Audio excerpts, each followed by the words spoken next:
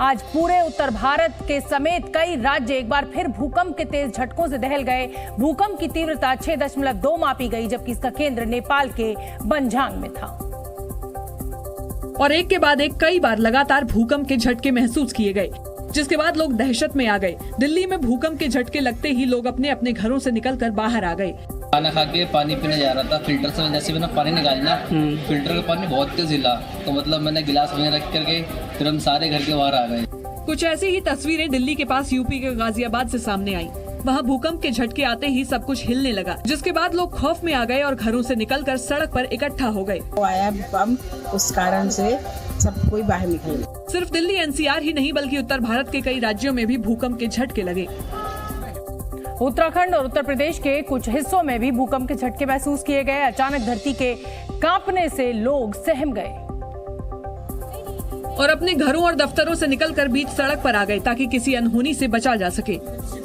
UP की राजधानी लखनऊ से सामने आई तस्वीरों में धरती कांपते ही दफ्तरों में काम करने वाले लोग सब कुछ छोड़कर बिल्डिंग से बाहर आ गए। ऑफिस में काम कर रहा था बैठ के, हल्का सा झटका महसूस हुआ तो हम लोग नीचे आ गए। सिर्फ लखनऊ ही नहीं, यूपी के कई शहरों से भी तस्वीरें सामने आई। हापुड़ में तो भूकंप के झटके महसूस होने के बाद लोग इतने खौफ में आ गए कि वो काफी देर तक सड़क पर ही खड़े रहे और दफ्तर में वापस जाने से डरते रहे। हमारी सुरक्षा सबसे पहले है। इस बिल्डिंग से बाहर निकले हम तो मतलब काफी तेज भूकंप था। भूकंप का केंद्र नेपाल में जमीन से 5 किलोमीटर नीचे था, जिसे काफी देर तक महसूस किया गया। दोपहर 2:30 बजे के आसपास जब लोग खाना खाकर आराम कर रहे थे, तभी अचानक इमारतें हिलने लगी। भूकंप के झटके काफी जोरदार थे और कई मिनट तक धरती हिलती रही। और इन झटकों ने न सिर्फ नेपाल बल्कि पूरे उत्तर भारत को हिला दिया। जोरदार झटकों से सबसे ज्यादा डर ऊंची ऊंची इमारतों में रहने वाले लोगों को रहता है। भूकंप के झटके महसूस होते ही लोग अपनी जान बचाने के लिए कुछ ही मिनट में इमारतों से बाहर आ गए। राजधानी दिल्ली समेत एनसीआर में आज लगभग 2 बजे के आसपास में भूकंप के तेज झटके महसूस किए गए। इसकी तीव्रता 6.2 आंकी गई। साथ ही साथ भूकंप का जो एपिसेंटर है वो नेपाल में बताया गया है। धरती के हिलते ही अफरा तफरी का माहौल बन गया। दफ्तरों और बड़ी बड़ी इमारतों के बाहर भीड़ जुट गई। तो यहाँ पर कोई जान माल का नुकसान की संभावना बहुत ही कम है दिल्ली में, क्योंकि दिल्ली से 400 किलोमीटर दूर है। भूकंप के बाद दिल्ली एनसीआर समेत उत्तर भारत के कई राज्यों से तस्वीरें सामने आईं, लेकिन अच्छी बात ये रही कि भूकंप की वजह से जान माल को नुकसान नहीं पहुंचा। दोपहर 2 से 3 बजे के बीच आए भूकंप के झटकों ने नेपाल में भारी तबाही मचाई है, तो वहीं भूकंप के झटकों से दिल्ली एनसीआर समेत उत्तर भारत के ज्यादातर हिस्से कांप उठे। नए भूकंप का एक झटका दोपहर 2:25 पर आया, जिसकी तीव्रता रिक्टर स्केल पर 4.6 मापी गई और ये जमीन से 10 किलोमीटर नीचे आया। इस भूकंप का केंद्र नेपाल के बंजांग में बताया गया। हालांकि इस भूकंप के झटके दिल्ली एनसीआर में नहीं महसूस किए गए। आधे घंटे बाद दोपहर 2:51 पर नेपाल के उसी इलाके में भूकंप का दूसरा तगड़ा झटका आया, जिसकी तीव्रता रिक्टर स्केल पर 6.2 मापी गई और ये भूकंप जमीन से सिर्फ 5 किलोमीटर नीचे आया। ये झटका तेज था और इसे दिल्ली एनसीआर समेत उत्तर भारत के कई हिस्सों में महसूस किया गया। इसके अलावा आज दोपहर 1:18 पर असम के कार्बी आंगलोंग में 3.0 तीव्रता का भूकंप आया था, जबकि दिल्ली से सटे हरियाणा के सोनीपत में भी आज दोपहर 11:06 पर 2.7 तीव्रता का भूकंप आया था। दोपहर 2:25 से लेकर 2:51 के बीच आए भूकंप के कई झटकों ने नेपाल, चीन सहित पूरे उत्तर भारत को झकझोर कर रख दिया।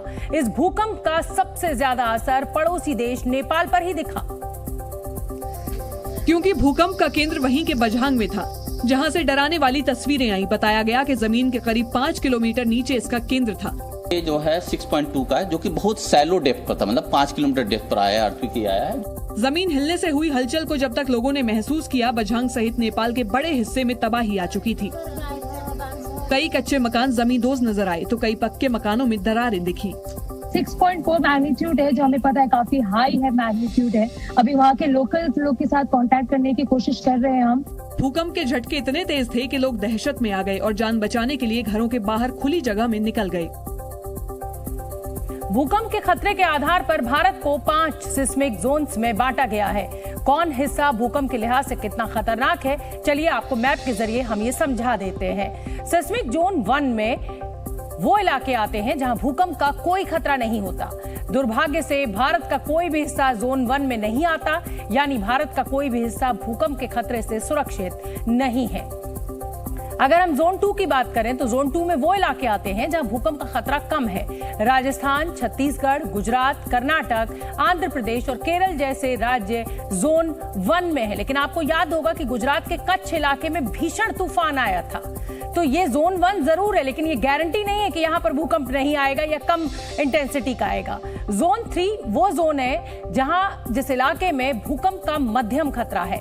इस जोन में तमिलनाडु, महाराष्ट्र, पश्चिम बंगाल, ओडिशा और झारखंड शामिल है। साथ ही महाराष्ट्र, गुजरात और कर्नाटक के कुछ हिस्से भी जोन 3 में हैं।